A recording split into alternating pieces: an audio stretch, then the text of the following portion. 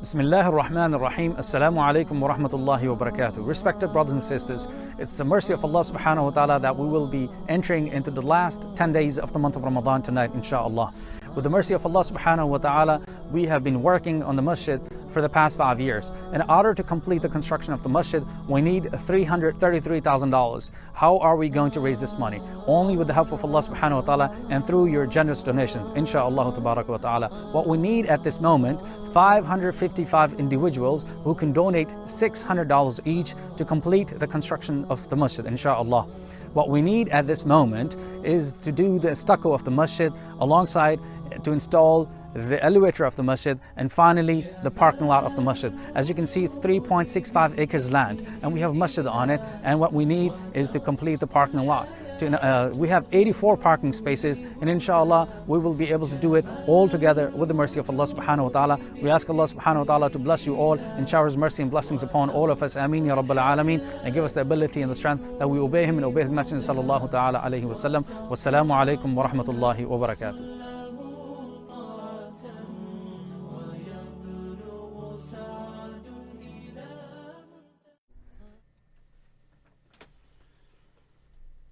نحمد و نصلی علی رسولہ الکریم اما بعد اعوذ باللہ من الشیطان الرجیم بسم اللہ الرحمن الرحیم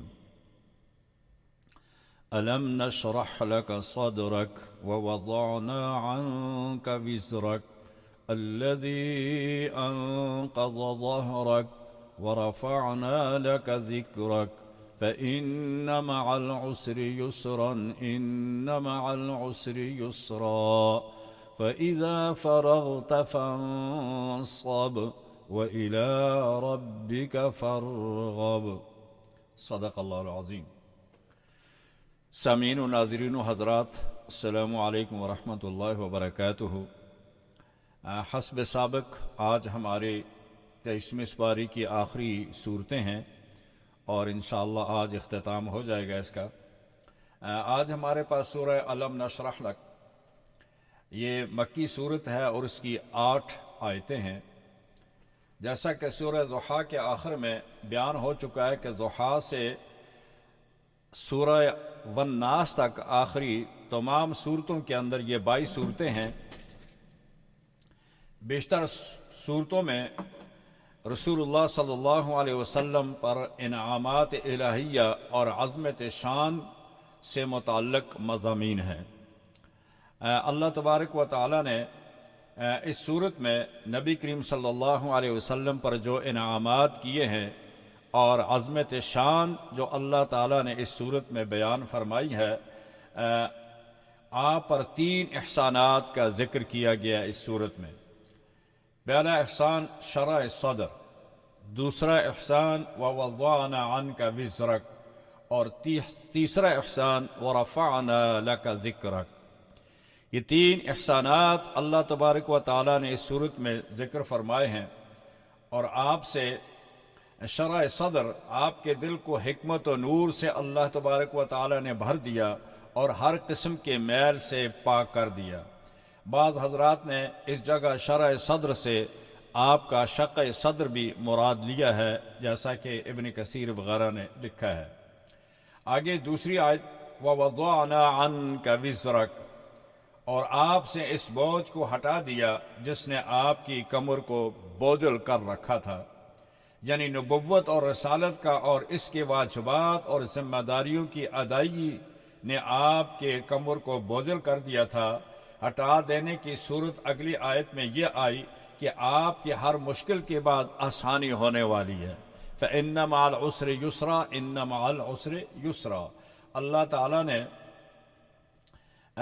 شرح صدر کی اگلی آیت میں اس کا ذکر یوں فرمایا کہ آپ کا حوصلہ اتنا بلند فرما دیا کہ یہ ساری مشکلات آپ کے لیے ہم نے آسان کر دی. تیسری جو آپ پر احسان ہوا ہے، تیسرا احسان وَرَفَعْنَا لَكَ ذِكْرَكَ، آپ کے ذکر کو بلند کر دیا. تمام اسلامی شعائر میں اللہ تعالیٰ کے نام کے ساتھ آپ کا نام مبارک لیا جاتا ہے. وہ اذان ہو، اقامت ہو، نماز ہو، خطبہ ہو، ان تینوں نعمتوں کو 3 جملے میں ذکر کیا ہے. سب میں فعل مفعول کے درمیان حرف لک اور عن کا لایا گیا ہے، یعنی سب کام آپ کی خاطر کیے گئے ہیں، یعنی ہم نے یہ آپ کا ذکر بلند کیا، ہم نے آپ کا بوجھ آپ پر ہلکا کیا، اور ہم نے آپ کا شرح صدر کیا. یہ سارے احسانات جو ہم نے آپ پر کیے ہیں یہ آپ کی ذات کے لیے کیے ہیں اور آپ کی وجہ سے یہ ہوئے ہیں.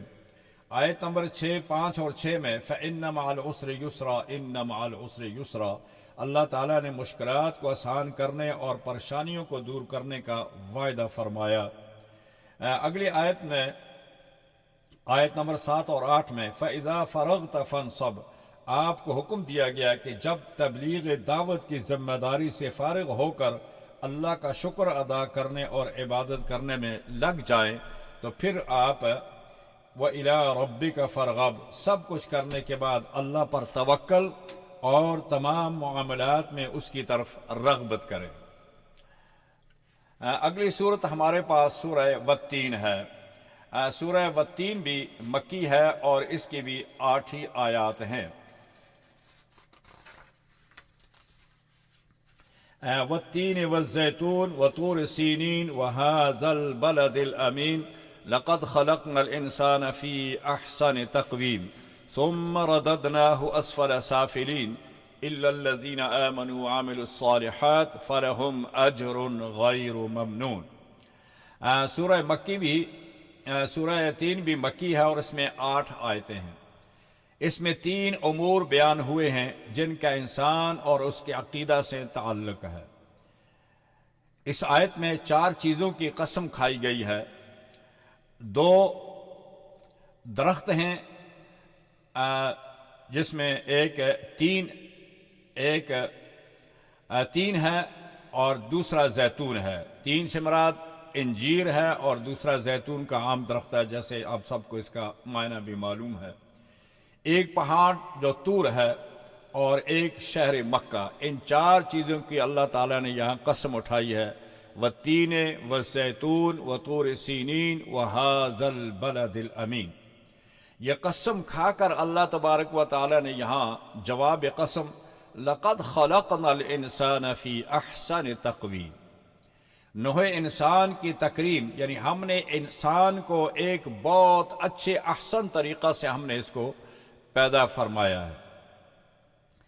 انسان کی خوبصورتی جسمانی اور ظاہری شکل کے اعتبار سے بھی اور عقل و روحانی کے کمالات کے اعتبار سے بھی انسان تمام مخلوقات سے اللہ تعالیٰ نے افضل بنایا ہے. آگے فرمایا کہ ہم نے اس کے ان تمام چیزوں میں شکل و صورت، عقل، شعور اور اس کی گویائی، اس کا بیان، اس کا علم، اس کا نالج، یہ تمام صفات کا ہم نے اس کو جامع بنایا ہے. اور اگر یہ آپ نے اس منصب سے ہٹ جائے گا تو پھر ہم ثم رددناہ اسفل سافلین. جب انسان انسانیت تقاضوں کو پورا نہیں کرتا اور ناشکرہ پن کا راستہ اختیار کرتا ہے تو اسے نیچوں سے بھی نیچے گرا دیا جاتا ہے اور حیوانی اور شہوانی زندگی کو اپنا مقصد بنا کر وہ حیوانوں سے بھی زیادہ پستی پر جا گرتا ہے. البتہ ایمان و عمل صالح والے اس پستی سے بچے رہتے ہیں. الا الذین آمنوا وعملوا الصالحات فلہم اجر غیر ممنون، یعنی یہ وہ لوگ ہیں کہ جن کے لیے اللہ تبارک و تعالیٰ نے اجر عظیم، یعنی اجر ایسا جو ختم نہ ہونے والا اجر ہے، وہ ان کے لیے ہم نے تیار کر رکھا ہے. فما یکذبک بعد بالدین، وہ اللہ جو پانی کے ایک قطرے سے انسان ایسا خوبصورت انسان پیدا کر سکتا ہے، وہ انسان کو دوبارہ پیدا کرنا اور زندہ کرنا، سزا اور جزا، حساب و کتاب، اس کے حاکم اور عادل ہونے کا تقاضا ہے. یعنی جب انسان کو اللہ تعالیٰ نے پیدا کیا اور اس کو تمام دنیا کی سہولتیں، راحت، آرام اس کو میسر کیا اور ساتھ ساتھ اللہ تعالیٰ نے اپنی عبادت کا بھی حکم دیا، تو اگر اس کے ساتھ ساتھ وہ اچھے عمل بھی کرے اور وہ نیکیاں بھی کرے، اچھے عمل بھی کرے، ایمان بھی لائے، تو اس کا لا بدہ ضروری ہے کہ اس کو جزا ملنی چاہیے، اور جو بد عمل ہو ان کو اس کی سزا ملنی چاہیے۔ اس لیے اللہ تبارک و تعالی نے ایک دن مقرر کر دیا ہے جو مالک یوم الدین ہے، جو حساب کا دن ہے۔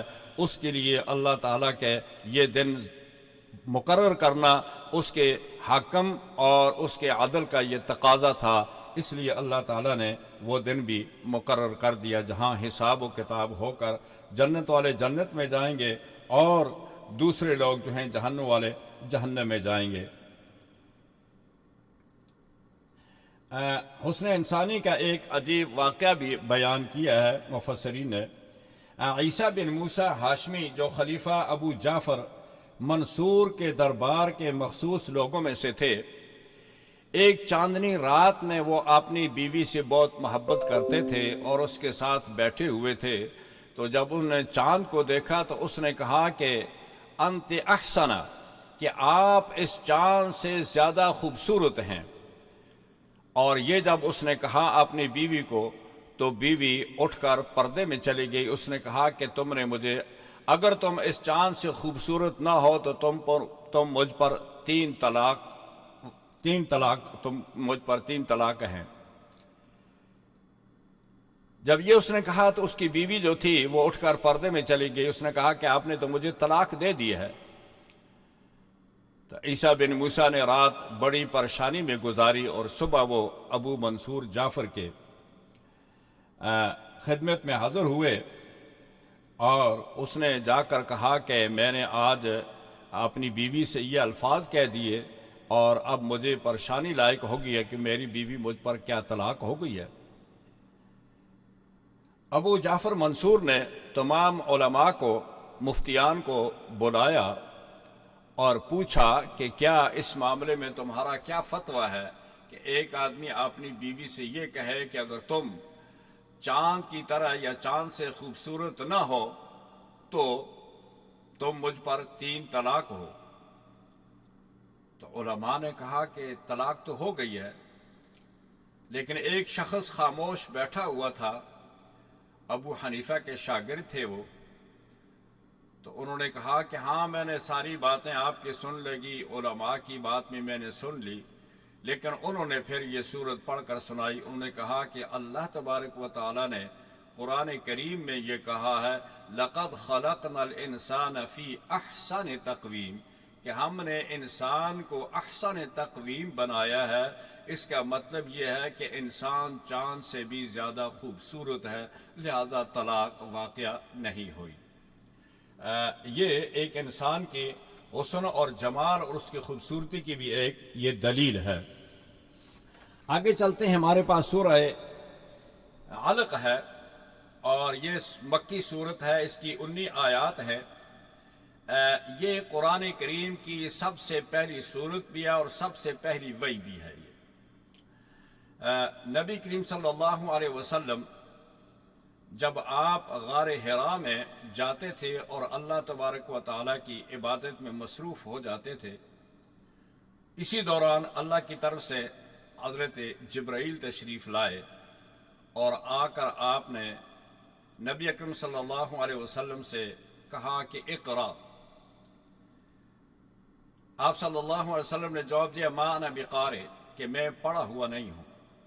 ایک بار کہا، دوسری بار کہا، پھر آپ نے کہا اقرا بسم ربک الذی خلق، اور پھر جبرائیل آمین نے نبی اکرم صلی اللہ علیہ وسلم کو اپنے چھاتی سے لگایا اور دوبارہ کہا کہ اقرا بسم ربک الذی خلق۔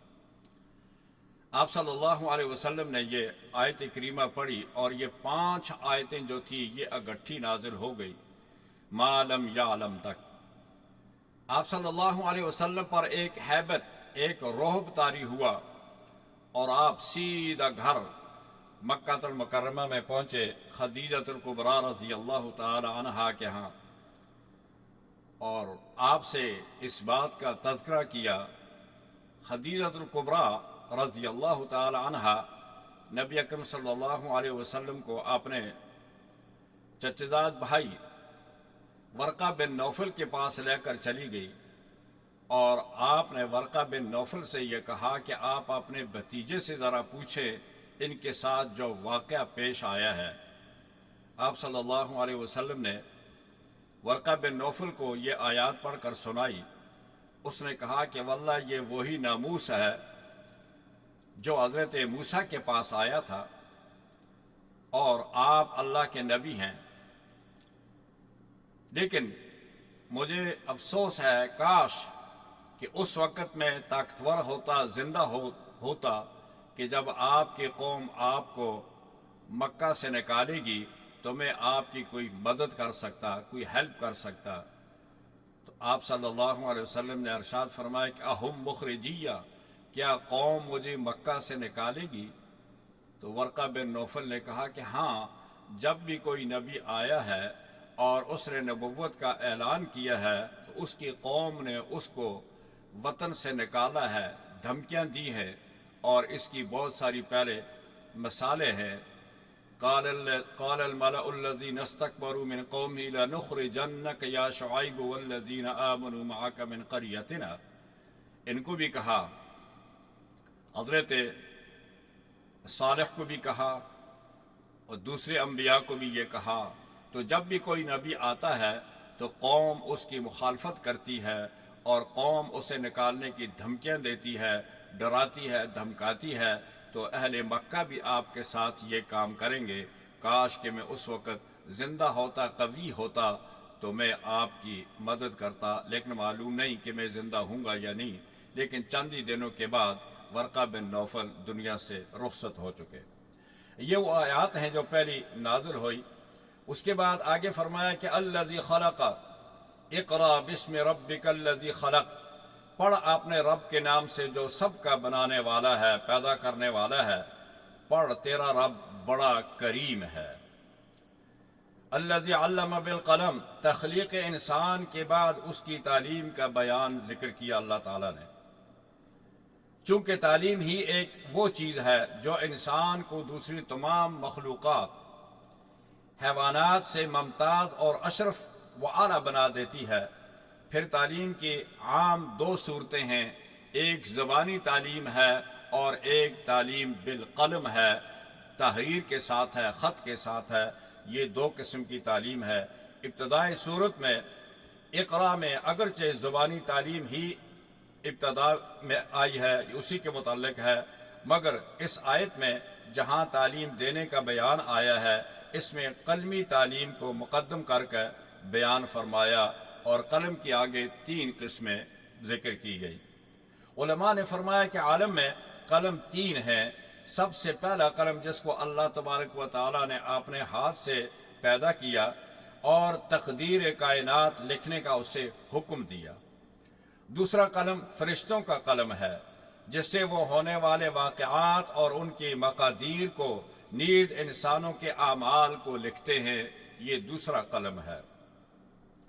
تیسرے عام انسانوں کے قلم، جن سے وہ لکھتے ہیں، اور کتابت در حقیقت بیان کی ایک قسم ہے، جیسے قرآن کریم نے ارشاد فرمایا ہے کہ اور بیان انسان کی مخصوص صفت ہے، یعنی اللہ تعالیٰ نے اس کو قلم سے لکھنا بھی سکھایا، اور پھر لکھنے کے بعد اس کو پڑھنا بھی سکھایا، اور پڑھنا لکھنے کے بعد پھر اس کو بیان کرنا بھی سکھایا، جیسے سورہ رحمان میں گزرا، الرحمن علم القرآن خلق الانسان علمہ البیان، کہ اللہ تعالیٰ نے قلم اور اس کے بعد لکھنا، پڑھنا اور اس کو بیان کرنا بھی اللہ تعالیٰ نے یہ انسان کو سکھایا۔ تیسرے عام انسانوں کے قلم جن سے وہ لکھتے ہیں اور کتابت وغیرہ، یہ اگلی آیات میں اللہ تبارک و تعالیٰ نے اگرچہ روح سخن ایک خاص شخص کی طرف کیا ہے جو کہ ابو جہل ہے، مگر حکم اس کا عام ہے، چونکہ بعض دفعہ اللہ تبارک و تعالیٰ موجود جو لوگ ہوتے ہیں ان کو مخاطب کرتے ہیں، لیکن حکم اس آیت کا یا حکم اس احکام کے حکم جو ہوتا ہے وہ عام ہوتا ہے، اس لیے اسے عام رکھا گیا ہے۔ حضور کو نماز پڑھنے سے ابو جہل روکتا تھا، اور ایک دفعہ اس نے کہا کہ اگر آئندہ تم کو میں نے یہاں نماز پڑھتے دیکھا یا سجدہ کرتے دیکھا تو میں تمہاری گردن کو پاؤں سے کچل دوں گا۔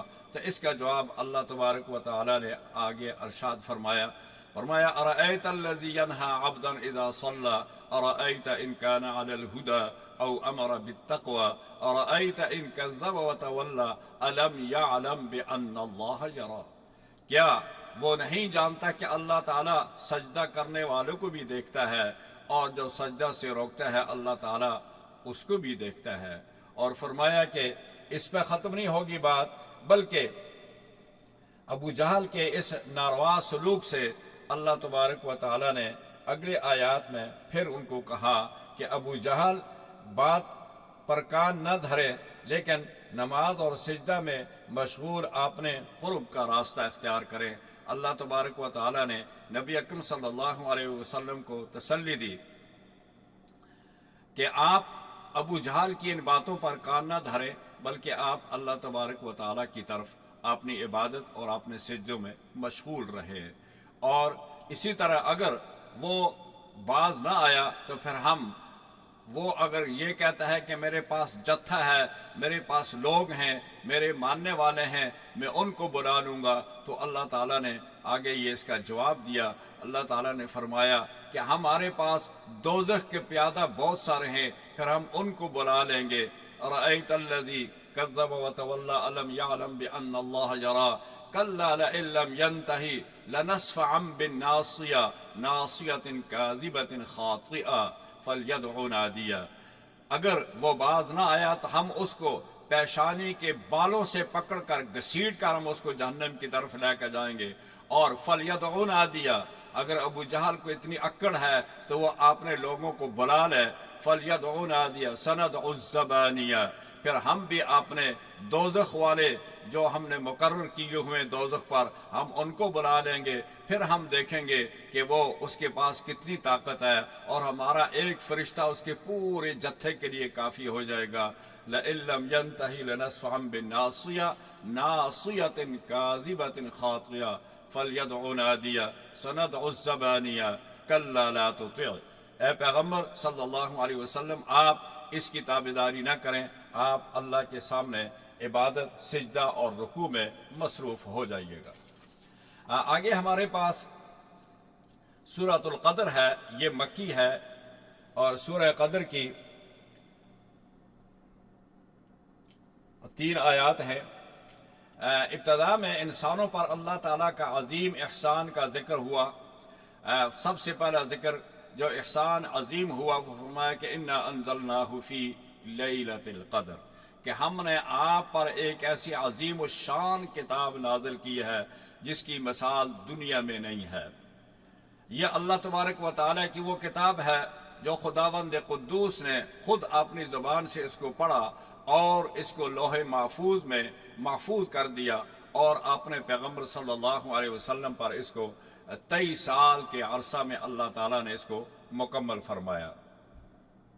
پھر دوسری نعمت فرمایا کہ لیلۃ القدر کی فضیلت بیان ہوئی۔ ایک رات کی عبادت 1000 راتوں کے برابر ہے، اور غروب آفتاب سے طلوع فجر تک فرشتے امن، سلامتی اور رحمت اور برکت کا پیغام لے کر نازل ہوتے ہیں۔ تو یہ 2 رحمتیں اللہ تبارک و تعالیٰ نے آپ پر نازل کی، ایک قرآن کریم، دوسری لیلۃ القدر کی رات، اور پھر اس میں برکتیں اور رحمتیں صبح تک، غروب آفتاب سے لے کر صبح تک نازل ہوتی رہتی ہیں۔ آگے سورۃ البینہ ہے، یہ مدنی ہے، اس کی 8 آیات ہیں۔ سورت میں 3 امور پر بحث کی گئی ہے۔ اہل کتاب کا خاتم الانبیاء صلی اللہ علیہ وسلم کے بارے میں موقف یہ تھا کہ یہ رسول اللہ صلی اللہ علیہ وسلم کا انتظار کر رہے تھے، اور ان کا خیال یہ تھا کہ یہ آخری رسول جو ہوگا یہ بنی اسرائیل میں سے ہوگا، اور اس لیے بہت سارے یہودی جو تھے وہ شام سے مدینہ منورہ بھی منتقل ہو چکے تھے، وہاں موو ہو چکے تھے، اور ان کا خیال یہ تھا کہ آخری نبی جو ہے، جیسے تورات میں ذکر تھا کہ آخری نبی کا جو ٹھکانہ ہوگا، اس کا مقام ہجرت جو ہوگا وہ مدینہ ہوگا، اور وہ ان کا خیال یہ تھا کہ وہ بنی اسماعیل میں سے ہوگا، اور وہ رسول اللہ کی قربت اختیار کرنے کے لیے ان لوگوں نے شام چھوڑ کر وہ مدینہ آئے۔ جب نبی کریم صلی اللہ علیہ وسلم تشریف لائے، آپ کی بعثت ہوئی، تو یہودیوں کو یہ معلوم ہوا کہ یہ تو بنی اسماعیل میں سے ہیں، تو ان لوگوں نے اس کا انکار کیا، اور قرآن پاک میں سورہ فاطر میں گزر چکا ہے، وَأَقْسَمُوا بِاللَّهِ جَهْدَ أَيْمَانِهِمْ لَإِنْ جَاءَهُمْ نَذِيرٌ لَيَكُونُنَّ أَهْدَى مِنْ إِحْدَى الْأُمَمِ فَلَمَّا جَاءَهُمْ نَذِيرٌ مَا زَادَهُمْ إِلَّا نُفُورًا اسْتِكْبَارًا فِي الْأَرْضِ۔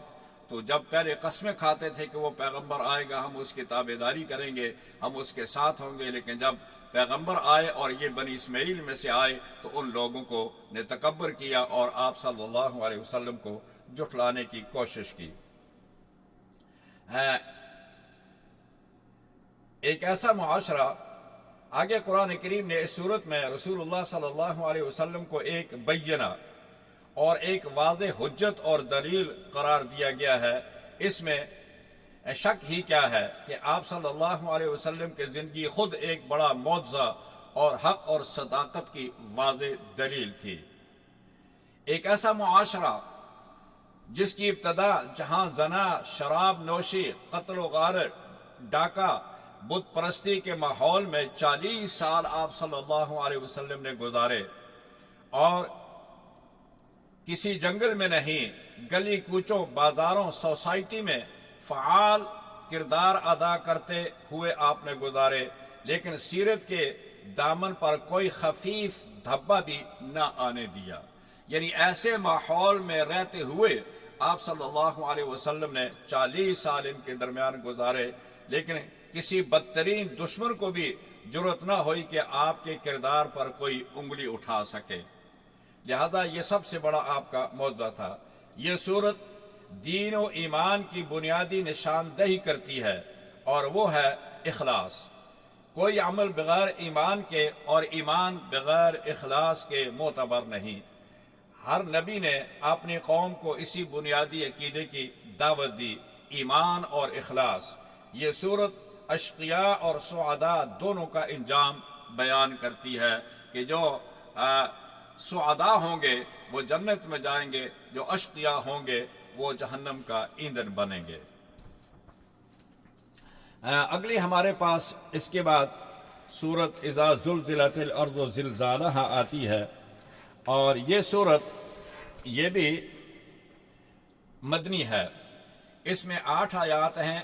مدنی ہونے کے باوجود اس کا موضوع اور مضامین مکی صورتوں جیسے ہیں۔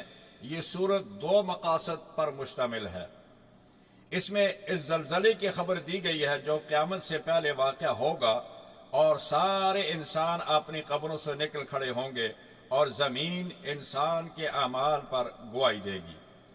اور دوسرا، لوگ حساب و کتاب کے لیے اللہ کے سامنے پیش ہوں گے، پھر ان کے اعمال کے مطابق انہیں 2 قسموں میں تقسیم کیا جائے گا، بعض شقی ہوں گے اور بعض سعید۔ ان میں سے ہر ایک اپنے چھوٹے بڑے اعمال اور اس کی جزا اور اس کی سزا خود بخود اس کو بھگتے گا۔ یعنی وہ دیکھے گا من یعمل مثقال ذرۃ خیرا یرا ومن یعمل مثقال ذرۃ شرا یرا۔ جو کچھ اس نے کیا ہے وہ اچھا کیا یا برا کیا، وہ سارے کا سارا وہ وہاں دیکھے گا۔ اگلی ہمارے پاس سورہ عادیات ہے۔ عادیات مکی ہے۔ اس میں 11 آیات ہیں۔ اس سورت میں 3 اہم مضامین بیان ہوئے ہیں۔ مجاہدین کی گھوڑوں کی قسم کھا کر فرمایا گیا کہ انسان بڑا ناشکرا ہے، اور اس کے ناشکرا ہونے پر خود اس کے اعمال گواہ ہیں۔ گھوڑا اپنے مالک کا وفادار ثابت ہوتا ہے، اور اسے خوش کرنے کے لیے تیروں کی بارش اور کندوتی تلواروں میں گھس جاتا ہے، مگر ہائے رے انسان کہ یہ اشرف المخلوقات ہونے کے باوجود اپنے مالک حقیقی سے بے وفائی کرتا ہے۔ یعنی گھوڑے کو دیکھو جس کی عقل اس کے انسانوں سے کم تر، اس کے شعور ہے اس کے اندر، وہ عقل نہیں ہے جو انسانوں کے اندر ہے، شعور اس کے اندر ہے کہ یہ میرا مالک ہے، وہ اپنے مالک کی وفاداری کو دیکھتے ہوئے دشمن کی صفوں میں گھس جاتا ہے، نہ تلواروں کی پرواہ کرتا ہے، نہ گولیوں کی پرواہ کرتا ہے، نہ بموں کی پرواہ کرتا ہے، وہ گھس جاتا ہے۔ لیکن انسان کو دیکھو کہ اللہ تعالیٰ نے اشرف المخلوقات پیدا کیا، احسن تقویم پیدا کیا، لیکن اس کے باوجود یہ اللہ کا ناشکرہ ہے اور اللہ کا شکر ادا نہیں کرتا، اس کی نافرمانی کرتا ہے، ناشکری کرتا ہے۔ انسان کی فطرت اور طبیعت یہ بتائی گئی ہے کہ وہ مال کی محبت میں بڑا سخت ہے، اس کے پاس سونے کے ایک وادی ہو تو دوسری تلاش کرتا ہے، دوسری ہو تو تیسری تلاش کرتا ہے، اور اس کے منہ کو مٹی کے سوا کوئی چیز نہیں بھر سکتی۔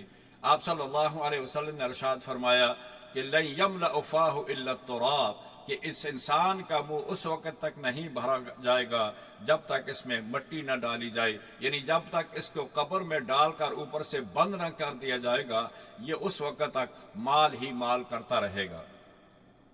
انسان کو اعمال صالحہ پر برانگیختہ کیا گیا ہے جو اسے اس وقت فائدہ دیں گے جب اسے حساب و جزا کے لیے پیش کیا جائے گا، اور بندوں کے سینوں میں اور جو راز ہیں آشکارا کر دیے جائیں گے، یعنی جب اس کو دفنا دیا جائے گا اور قیامت کے دن اس کے دل کے راز بھی جو ہے وہ بھی سارے کے سارے اللہ تعالیٰ فاش کر دے گا، وہ آشکارا کر دیے جائیں گے۔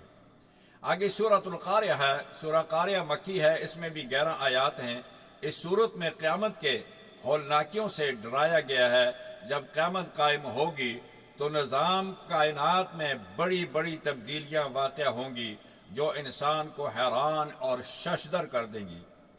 سورت کے اختتام پر بتلایا گیا کہ قیامت کے دن انسان کے اعمال کا وزن ہوگا، کسی کی حسنات زیادہ ہوں گی اور کسی کے سیئات، اور انہی کے اعتبار سے انسان کا انجام کا تعلق بھی ہوگا۔ جتنے ہی احسانات ہوں گے، جتنے حسنات ہوں گے، اس کے حساب سے اس کو بدلہ دیا جائے گا، جس کے جتنے سیئات ہوں گے اس کے مطابق اس کو اس کا بدلہ دیا جائے گا۔ سورۃ التکاثر، سورہ تکاثر مکی ہے، اس میں 8 آیات ہیں۔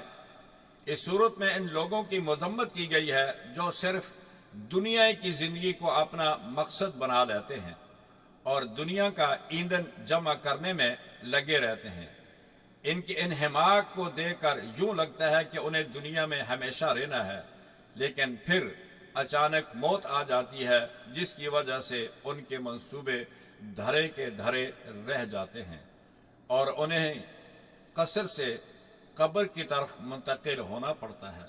یعنی ایک بڑا محل ہے، قصر ہے، لاج ہے، برج ہے، اور اس کو چھوڑ کر بعض دفعہ تو ایسے بھی ہوتا ہے، سرکار دو عالم صلی اللہ علیہ وسلم نے ارشاد فرمایا کہ بعض دفعہ آدمی بڑی سی بلڈنگ بناتا ہے اور اس کو بڑے اچھے طریقے سے، خوبصورت طریقے سے اس کو بنانے میں مصروف رہتا ہے، پورا اپنا مال خرچ کرتا ہے، لیکن جب بلڈنگ بن کر تیار ہو جاتی ہے تو بعض دفعہ دروازے میں پاؤں رکھتا ہے تو موت آ جاتی ہے، بعض دفعہ دروازے میں پاؤں رکھنے کا موقع بھی نہیں ملتا اور بلڈنگ سے، عمارت سے باہر ہی اس کو موت آ کر اچک لیتی ہے۔ لہذا اے انسان، تو کیا کر رہا ہے؟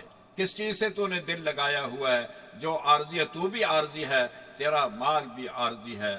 حضرت علی مرتضیٰ رضی اللہ تعالیٰ عنہ نے ایک شخص کو دیکھا کہ وہ اپنے گھر کے اوپر چل رہا ہے اور خوب خوش و خرم ہے، تو آپ نے اسے دیکھ کر کہا کہ الا یا صاحن القصر المحلى ستدفن عن قریب فی التراب له ملک ینادی یوم لدول الموت وابن للخراب، کہ اے بڑے بڑے محلات اور مکانات تعمیر کرنے والوں، محلات بنا لو گرنے کے لیے، اور اے ماؤں بیٹے جننے والیوں، بیٹے جن لو موت کے لیے۔ یعنی جو پیدا ہوگا وہ مرے گا، جو بنے گا وہ گرے گا، وہ تباہ ہوگا، وہ برباد ہوگا، ایک نہ ایک دن ہوگا۔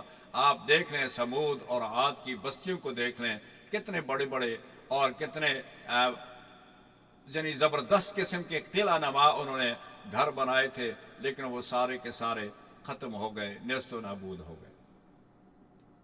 آگے اللہ تبارک و تعالیٰ نے سورۃ العصر میں، سورہ عصر مکی ہے، اس میں 3 آیات ہیں، مختصر سی سورت اسلام کے عظیم اصولوں اور انسانی زندگی کی دستور کی وضاحت کرتی ہے۔ اس سورت کے بارے میں امام شافعی رحمہ اللہ نے فرمایا کہ اگر لوگ صرف اس سورت میں تدبر کر لیں تو یہ سورت ان کی نجات کے لیے کافی ہو سکتی ہے۔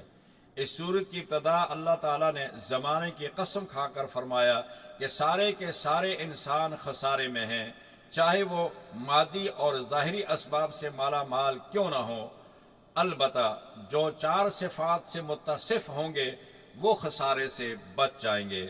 اور وہ 4 صفات کیا بتائی؟ فرمایا الا الذین آمنوا، پہلی صفت ایمان، ایمان کے بعد عمل صالح، اور پھر تیسری صفت ایک دوسرے کو حق کی تلقین کرنا، اور چوتھی صفت فرمایا کہ اس حق کی تلقین پر صبر کرنا۔ یہ 4 صفات جس کے اندر ہیں وہ کامیاب ہو گیا، اس کے علاوہ جو بھی ہے وہ ناکام ہوگا۔ آگے سورۃ الہمزہ ہے، سورہ ہمزہ مکی ہے، اس میں 9 آیات ہیں۔ اس سورت میں انسان کی 3 بیماریوں کی نشاندہی کی گئی ہے۔ پہلی بیماری ہے پس پشت کسی کے عیب جوئی کرنا، اسے غیبت کہتے ہیں، اور غیبت بدترین گناہ ہے۔ سورہ حجرات میں کہا ہے کہ جو لوگ غیبت کرتے ہیں وہ اپنے بھائی کا گوشت کھاتے ہیں۔ اگلی دوسری بیماری، کسی کو اس کے سامنے اس کے حسب و نسب، دین و مذہب اور شکل و صورت کا طعنہ دینا، اس کا مذاق اڑانا، یہ منافقین کی عادت تھی۔ وہ غریب مسلمانوں کا مذاق اڑایا کرتے تھے، یوں ہی یہود نصارہ دین حق کا مذاق اڑاتے ہیں۔ اور تیسری بیماری فرمایا جب دنیا میں مبتلا ہو کر انسان حقوق اللہ بھی بھول جاتا ہے اور حقوق العباد بھی بھول جاتا ہے، اس کے دل میں اللہ تعالیٰ کی محبت کے لیے کوئی جگہ نہیں رہتی۔ اور بقول حضرت میاں نور محمد صاحب رحمہ اللہ فرماتے ہیں بھر رہا ہے دل میں حب جہ و مال، کب سمائے اس میں حب ذوالجلال، کہ جس دل میں مال اور دولت کی محبت ہو اس میں حب جلال کہاں آتی ہے؟ جہاں حب جلال ہے وہاں حب و مال و دنیا نہیں ہوتی ہے۔ تو لہٰذا انسان کو چاہیے کہ وہ اللہ سے محبت کرے اور اپنے دل کو صرف اللہ ہی سے راضی رکھے، اور اسی کی محبت اپنے دل میں ڈالے، تمام محبتوں کو دور کر دے، ان کو سی آف کہہ دے۔ سورۃ الفیل ہے آگے، سورہ فیل مکی ہے، اس میں 5 آیات ہیں۔ اس سورت میں وہ مشہور قصہ بیان ہوا ہے جو اصحاب فیل کے قصے کے نام سے مشہور ہے۔ جب صنعاء کے گورنر ابرہہ نے ہاتھیوں کا لشکر لے کر کعبہ پر چڑھائی کی تھی، اس کے ساتھ کم و بیش 60,000 جنگجو تھے۔ قریش اس کا مقابلہ کرنے سے عاجز آ گئے اور انہوں نے مکہ چھوڑ کر چھوٹے چھوٹے اوپر پہاڑیوں پر چڑھ گئے تھے۔ عبد المطلب کو یہ کہا گیا کہ دشمن آ گیا، تو اس نے کہا کہ دشمن کعبہ والا اپنے کعبے کی حفاظت خود کرے گا۔ جب یہ لشکر وہاں پہنچا وادی محصر اور مزدلفہ اور مینا کے پاس، تو وہاں ان کا ہاتھی بیٹھ گیا۔ بہت کوشش کی لیکن وہ حرم کی طرف کرے منہ تو وہ بیٹھ جاتا تھا، ادھر ادھر کریں تو چلنا شروع کر دیتا تھا۔ آخر اللہ تبارک و تعالیٰ نے وہاں ان پر چھوٹے چھوٹے پرندے بھیجے، اور ہر پرندے کے پنجوں میں اور اس کی چونچ میں وہ کنکریاں تھی، اللہ تعالیٰ نے وہ ان پر برسائی، اور وہ کچھ وہاں مر گئے، کچھ راستہ میں جاتے جاتے ڈھیر ہو گئے، اور ابرا بھی وہاں پہنچ کر وہ بھی ڈھیر ہو گیا۔ اس کا ذکر اللہ تعالیٰ نے یہاں فرمایا ہے۔ فرمایا الم تر کیف فعل ربک باصحاب الفیل الم یجعل کیدہم فی تضلیل، کیا نہیں دیکھا کہ اللہ تبارک و تعالیٰ نے ان کے اس پلان کو کیسے ذلیل و خوار کیا، کیسے ان کو رسوا کیا، اور کیسے اللہ تعالیٰ نے ان کو نیست و نابود کیا، اور وہ چھوٹے چھوٹے کنکریوں والے نے جدید بموں کی طرح تباہی مچا دی۔ یہ واقعہ اسی سال پیش آیا جس سال سرکار دو عالم صلی اللہ علیہ وسلم کی ولادت ہوئی، اور یہ واقعہ اس بات کی نشاندہی کرتا تھا کہ عنقریب کعبہ کا حقیقی محافظ پیدا ہونے والا ہے۔ سورۃ القریش، سورہ قریش مکی ہے، اس میں 4 آیات ہیں، اور اس صورت میں اللہ تعالیٰ نے اپنے 2 بڑے احسانات بیان فرمائے ہیں۔ پہلا یہ کہ وہ بلا خوف و خطر گرمیوں میں شام کی طرف اور سردیوں میں یمن کی طرف تجارتی سفر کیا کرتے تھے، یعنی اہل مکہ پہلے، بلکہ لکھا ہے مفسرین نے کہ یہ جو ہاشم تھے اور انہوں نے یہ سفر شروع کرائے تھے کہ رحلۃ الشتاء والصیف، کہ یہ لوگ شام کا سفر اور یمن کا سفر اور پھر طائف کا سفر یہ شروع کیا تھا، اور اسی طرح گرمیوں میں شام کی طرف جاتے تھے چونکہ شام ٹھنڈا علاقہ تھا، اور سردیوں میں یمن کی طرف تجارت سفر کیا کرتے تھے، اور یہ تجارتی سفر ان کا بہت بڑا ذریعہ معاش تھا۔ دوسرا احسان یہ کہ انہیں بلد حرام میں امن و اطمینان اور تحفظ کی نعمت حاصل تھی۔ یہ 2 نعمتیں ذکر فرما کر انہیں سمجھایا گیا کہ خود فریبی، خود پسندی اور قوم پرستی سے باز آ جاؤ اور بیت اللہ کے رب کی عبادت کرو جس نے تمہیں اپنی نعمتوں سے نوازا، یعنی بھوک میں تمہیں کھانا دیا اور خوف میں تمہیں امن دیا، اور تجارت اور معاش کے لیے تمہیں 2 موسم 2 ملک عطا کیے جو موسم کے لحاظ سے تمہارے لیے سوٹ کرتے تھے۔ سردیوں میں تم یمن جاؤ اور گرمیوں میں تم شام کا سفر کرو۔ یہ اللہ کی 2 نعمتیں ان پر تھی۔ اگلی سورہ معون ہے، سورہ معون مکی ہے، اس میں 7 آیات ہیں۔ اس صورت میں اختصار کے ساتھ انسانوں کے 2 گروہوں کا ذکر کیا گیا ہے۔ وہ کافر جو قیامت کے دن پر ایمان نہیں رکھتے، یتیموں کے حقوق دبا لیتے ہیں اور ان کے ساتھ سختی کا معاملہ کرتے ہیں، غرباء اور مساکین کو نہ خود کھلاتے ہیں اور نہ دوسروں کو ترغیب دیتے ہیں، گویا کہ نہ تو اللہ کے ساتھ ان کا معاملہ صحیح ہے اور نہ اللہ کے بندوں کے ساتھ ان کا معاملہ درست ہے۔ دوسرا گروہ منافقین کا ہے، ان کی 3 صفات قبیحہ یہاں بیان کی گئی ہیں۔ پہلی یہ کہ وہ نماز سے غافل ہیں۔ یہ غفلت 2 اعتبار سے ہو سکتی ہے، ایک یہ کہ نماز ادا ہی نہیں کی جائے، دوسری یہ کہ نماز تو پڑھی جائے مگر نہ وقت کی پابندی کا لحاظ ہو اور نہ خشوع اور خضوع ہو، اور دوسری صفت یہ کہ وہ دکھاوے کے لیے اعمال کرتے ہیں، تیسری صفت یہ کہ وہ ایسے بخیل ہیں کہ عام ضرورت کی چیزیں دینے سے بھی انکار کرتے ہیں۔ آگے ہمارے پاس سورۃ الکوثر ہے، انا اعطیناک الکوثر فصل لربک وانحر ان شانئک هو الابتر۔ سورۃ کوثر مکی ہے، اس میں 3 آیات ہیں۔ اس سورت میں 3 مقاصد بیان ہوئے ہیں۔ پہلا، نبی اکرم صلی اللہ علیہ وسلم پر اللہ کا فضل، احسان، اس نے آپ کو کوثر عطا فرمایا، یعنی حوض کوثر۔ کوثر جنت کی وہ نہر ہے جہاں قیامت کے دن حضور اکرم صلی اللہ علیہ وسلم اپنے امتیوں کو جام بھر بھر پلائیں گے۔ چونکہ کوثر کا معنی خیر کثیر ہے، اس لیے نبوت، کتاب، حکمت، علم، حق، شفاعت، مقام محمود، معجزات اور قرآن کریم کو بھی کوثر قرار دیا گیا ہے، یعنی تمام چیزیں جو ہیں یہ نعمتیں ہیں، اور کوثر کے معنی بھی یہاں فرمایا کہ وہ خیر کثیر ہے۔ دوسری چیز، نبی اکرم صلی اللہ علیہ وسلم کو حکم دیا گیا کہ کوثر جیسی عظیم نعمت کا شکر ادا کرنے کے لیے آپ نماز کی پابندی فرمائیں اور اللہ کے لیے قربانی دیں۔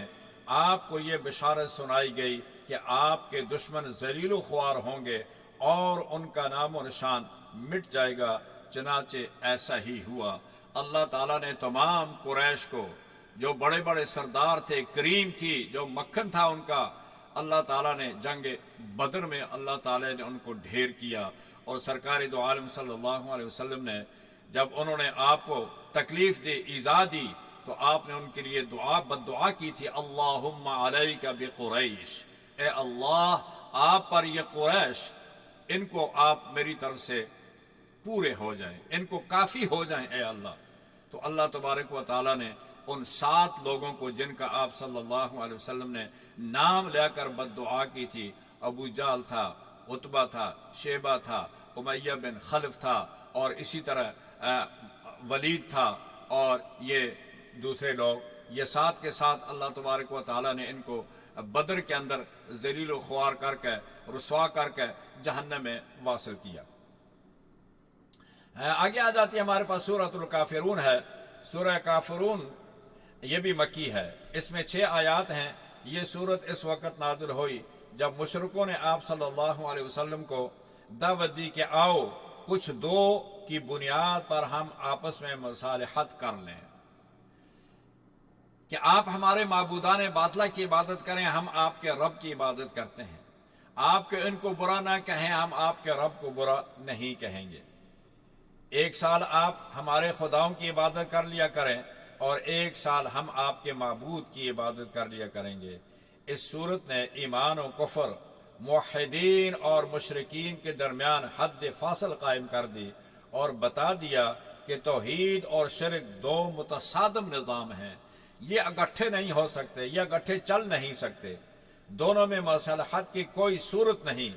یوں کفار کی امیدوں کا خاتمہ کر دیا، اور ہمیشہ کے لیے واضح کر دیا کہ ایمان میں کفر کی ملاوٹ نہیں ہو سکتی، یعنی وہ ایمان جس کے اندر کفر کی ملاوٹ جائز ہی نہیں ہے، ہو ہی نہیں سکتی ہے۔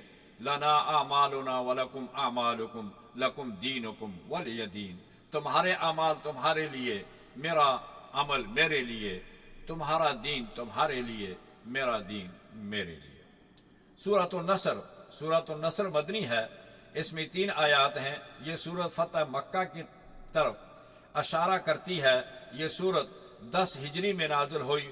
اس کے نزول کے بعد نبی اکرم صلی اللہ علیہ وسلم صرف 70 ایام زندہ رہے، بعض نے 80 ایام لکھا ہے۔ بہرحال جب یہ سورت نازل ہوئی تو آپ نے فرمایا مجھے میری موت کی اطلاع دی گئی ہے، اس لیے حضور کی بعثت کا مقصد پورا ہو چکا تھا۔ جب آپ نے دعوت کا آغاز کیا تھا تو اس سے قبول کرنے والے اکا دکا تھے، لیکن اب لوگ جماعت در جماعت اور قبیلہ در قبیلہ دین اسلام میں داخل ہو رہے تھے۔ اس لیے آپ کو حکم دیا گیا کہ ان فتوحات اور نعمتوں پر اللہ کا شکر ادا کریں، اس کی تسبیح اور عظمت بیان کریں۔ آپ صلی اللہ علیہ وسلم نے جب دعوت دینی شروع کی تو عورتوں میں صرف خدیجہ الکبریٰ تھی، مردوں میں صرف ابو بکر صدیق تھے، اور نوجوانوں میں صرف علی مرتضیٰ تھے، اور غلاموں میں زید تھے۔ لیکن آج 10 ہجری کو نبی کریم صلی اللہ علیہ وسلم کے حج کے موقع پر کچھ 1.25 لاکھ 1,40,000 صحابہ کرام آپ کے ارد گرد جمع تھے۔ تو اللہ تعالیٰ نے یہ میسج دے دیا کہ هو الذی ارسل رسولہ بالہدی ودین الحق لیظہرہ علی الدین کلہ ولو کرہ المشرکون، کہ آج ہم نے آپ کے دین کو تمام ادیان پر غالب کر دیا، اگرچہ مشرکین اس کو پسند نہیں کرتے تھے۔ تو یہ میسج تھا سرکار دو عالم صلی اللہ علیہ وسلم کے لیے کہ آپ کا جو مشن تھا وہ مکمل ہو چکا، اب آپ نے رب کی طرف ملاقات کی تیاری کیجیے گا۔ سورۃ اللہب، سورہ لہب مکی ہے، اس میں 5 آیات ہیں۔ یہ سورت حضور نبی اکرم صلی اللہ علیہ وسلم کے چچا مگر بدترین دشمن ابو لہب اور اس کی بیوی ام جمیل کا انجام بتلاتی ہے۔ اس شخص کو اپنے مال اور اولاد پر بڑا غرور تھا، لیکن مال اور اولاد اسے اللہ کے عذاب سے نہ بچا سکے۔ یہ دونوں میاں بیوی ذلت امیز اور عیبت ناک انجام سے دوچار ہوئے۔ سورہ اخلاص مکی ہے، اس میں 4 آیات ہیں۔ یہ سورت اسلام کی بنیادی عقیدہ یعنی توحید سے باز کرتی ہے۔ توحید کے 3 قسمیں ہیں۔ توحید ربوبیت یعنی ہر چیز کا پالنے والا وہ اللہ تبارک و تعالی ہی کی ذات ہے، اور خالق و مالک اور رازق اللہ ہے، اس کا اقرار کافر بھی کرتے ہیں۔ اور دوسری چیز توحید الوہیت، یعنی بندہ جو بھی عبادت کرے، خواہ دعا ہو یا نظر قربانی، تو وہ صرف اللہ کے لیے کرے۔ مشرکین غیر اللہ کی عبادت بھی کرتے تھے، اگرچہ اس سے ان کا مقصد اللہ تعالیٰ کا قرب حاصل کرنا تھا، مگر ظاہر یہ ہے یہ شرک ہی تھا۔ توحید تیسری قسم توحید ذات اور اسماء و صفات۔ توحید کی یہ تیسری قسم ایسی ہے کہ انسان نے اکثر اس میں ٹھوکر کھائی ہے۔ وہ غیر اللہ کے لیے بھی وہی علم، وہی قدرت، وہی تصرف، وہی سمع و بصر ثابت کرتا ہے جو حقیقت میں صرف اللہ تعالیٰ کے لیے ثابت ہے۔ غور کیا جائے تو سورۃ اخلاص میں زیادہ زور توحید کی اس قسم پر دیا گیا ہے، اس کی ذات اور صفات اور اس کی الوہیت اور اس کی وحدانیت۔ یہ تینوں صفات اللہ تبارک و تعالیٰ کی توحید کے ہیں، اور اس میں انسانوں کو چاہیے کہ بڑا غور اور فکر کریں، اور اس میں کسی کو دھوکہ نہیں ہونا چاہیے۔ سورہ فلق مدنی ہے، اس میں 5 آیات ہیں۔ اس صورت میں اللہ تعالیٰ نے اپنی ایک صفت بیان فرما کر 4 چیزوں کے شر سے پناہ مانگنے کا حکم دیا ہے۔ پہلی مخلوق کے شر سے، دوسرا اندھیرے کے شر سے، اور عام طور پر چور، شیاطین، جنات، حشرات اور ساحر اندھیرے ہی میں اپنا کام دکھاتے ہیں، اور تیسری پھونکے مارنے والیوں کی شر سے جو کہ جادو اور ٹونے دیتی ہیں، ٹونے وغیرہ کرتی ہیں۔ یہ کام اگرچہ مرد بھی کرتے ہیں، لیکن عورتیں تعویذ گنڈے میں ہمیشہ پیش دکھائی دیتی ہیں، اس لیے قرآن نے عورتوں کا خاص طور پر ذکر کیا ہے۔ اور حاسد کے شر سے، یعنی جو حسد کرنے والے ہیں، چوتھی چیز ان کے شر سے بھی اللہ تعالیٰ نے حکم دیا ہے کہ ان سے پناہ مانگو۔ سورۃ الناس یہ قرآن کی آخری صورت ہے۔ سورۃ الناس مدنی ہے، اس میں 6 آیات ہیں۔ یہ معوذتین میں سے دوسری صورت ہے، اور ان دونوں صورتوں کی فضیلت کے بارے میں متعدد احادیث ہیں۔ صحیح مسلم میں حضرت عقبہ بن عامر رضی اللہ تعالیٰ عنہ سے روایت ہے کہ آپ صلی اللہ علیہ وسلم نے ان دونوں صورتوں کے بارے میں فرمایا، کیا تمہیں معلوم نہیں کہ آج ایسی 2 صورتیں نازل ہوئی ہیں کہ ان کی کوئی مثال نہیں ہے؟ یعنی اللہ کی پناہ مانگنے میں یہ دونوں صورتیں بے مثال ہیں۔ امام ابن قیم رحمہ اللہ فرماتے ہیں کہ ان 2 صورتوں سے کوئی شخص بھی مستغنی نہیں ہے، یعنی جسمانی اور روحانی آفات دور کرنے میں یہ بہت مؤثر ہیں۔ جب بھی آپ کو کوئی جسمانی یا روحانی تکلیف ہو تو آپ ان کو پڑھا کریں۔ یہ جادو اور ٹونکا کے لیے، سحر، جادو اور نظر بد کے لیے یہ مفید ہیں۔ قرآن کریم کے آخر میں ان 2 صورتوں کے لانے اور سورہ فاتحہ سے شروع کرنے میں بڑی گہری مناسبت ہے۔ سورہ فاتحہ میں بھی اللہ کی مدد مانگی گئی تھی، اور ان 2 صورتوں میں بھی یہی مضمون ہے۔ گویا کہ اس طرف اشارہ کر دیا گیا کہ بندے کو ابتدا سے لے کر انتہا تک اللہ کی طرف متوجہ رہنا چاہیے اور اسی سے مدد مانگنی رہنی چاہیے۔ اللہ تعالیٰ آج الحمدللہ ہم بہت، چونکہ سپارہ زیادہ تھا، 1.25 سپارہ اس ٹائم میں اس کا ترجمہ کرنا بھی مشکل تھا، لفظی ترجمہ بھی کرتے تو نہیں ہو سکتا تھا، اس لیے ہم نے مختصر سا اس کی سمری تھوڑے اس کے اندر جو ضروری چیزیں تھیں وہ بیان کی ہیں۔ اور آج الحمدللہ ہمارا قرآن بھی پرسوں ختم ہو گیا تھا، لیکن سپارے رہتے تھے، آج وہ بھی ختم ہو گیا الحمدللہ۔ تو اللہ تعالیٰ کا لاکھ شکر ہے، اس نے ہمیں موقع دیا کہ ہم نے یہ اپنی معروضات آپ کے سامنے رکھی، قرآن کریم کی صورتوں کا تعارف آپ کو کروایا۔ بس صورتوں کا تعارف ہی ہو سکتا تھا، اس سے زیادہ مشکل تھا۔ تو اللہ تعالیٰ مجھے اور آپ سب کو، سننے والوں کو، اس پر عمل کرنے والوں کو اللہ تعالیٰ اس کا اجر عطا فرمائے، اور اللہ تعالیٰ ہماری اس کاوش کو قبول فرمائے۔ اب دعا کرتے ہیں کہ اللہ تعالیٰ یہ رمضان ہمارے لیے بابرکت فرمائے، اور اس رمضان کے سبب اللہ تعالی ہم سب کے گناہوں کو معاف فرمائے. اس قرآن کی عظمت اور اس کے شرف کی وجہ سے اللہ تعالی ہم سب کے گناہوں کو معاف فرمائے. جتنے لوگ بھی ہمارے مسلمان خیش و اقارب دنیا سے رحلت فرما چکے اللہ ان سب کی مغفرت فرمائے. جو بیمار ہیں ہسپتالوں میں ہیں اللہ تعالی سب کو شفائے کاملہ عاجلہ عطا فرمائے.